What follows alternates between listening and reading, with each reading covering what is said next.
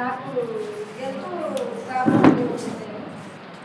నన్ను లక్ష్మీకళ మేడం చేసింది. చాలా ఎండకే హెల్త్ బాగాలేదు. ఒక 18 ఏళ్ళు బాగాలేదు. నేను ఎక్కువ కూడా రాముగా అసలు ఏం తగ్గలేదు.